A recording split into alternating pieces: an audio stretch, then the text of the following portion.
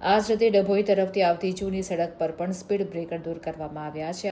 Railway દ્વારા સુધારણા કાર્ય અને પ્રગતિ પર પશ્ચિમ રેલવેના વડોદરા મંડળ પર પ્રતાપનગર એકતાનગર ખંડમાં સંરક્ષણ વધારવા તથા ટ્રેનોની ગતિમાં વધારો કરવાના ઉદ્દેશથી અનેક મહત્વપૂર્ણ કાર્યો પ્રગતિ પર છે. પલાસવાડા લેવલ ક્રોસિંગ પર વડોદરા તરફ જતા માર્ગના એક્ઝિટ પર સ્થિત સ્પીડ બ્રેકરને દૂર કરવામાં આવ્યો છે, જેને કારણે વાહનોના અટકાવવાનો સમય ઓછો થયો છે. આ જ રીતે ડભોઈ તરફથી આવતી જૂની સડક પર પણ સ્પીડ બ્રેકર દૂર કરવામાં આવ્યા છે. આ ઉપરાંત સડકની ખરાબ તથા ઉબડખાબડ સપાટીને સુધારીને પુનઃ ડામરીકરણ કરવામાં આવ્યું છે.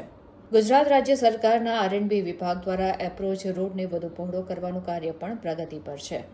પહોળાઈનું કાર્ય પૂર્ણ થયા બાદ રેલવે દ્વારા સડકના કિનારે 100 મીટર તથા 200 મીટરના અંતરે લેવલ ક્રોસિંગ સૂચક બોર્ડ સ્થાપિત કરવામાં આવશે, જેનું નિર્માણ કાર્ય અગાઉથી જ પૂર્ણ કરી લેવામાં આવ્યું છે. આમ વડોદરા મંડળ દ્વારા લેવાયેલા આ સમન્વિત તથા સુધારાત્મક પગલાઓના પરિણામે આવનારા દિવસોમાં પલાસવાડા લેવલ ક્રોસિંગ પર થતી ટ્રાફિક જામની સમસ્યાથી સામાન્ય નાગરિકોને મોટી રાહત મળશે.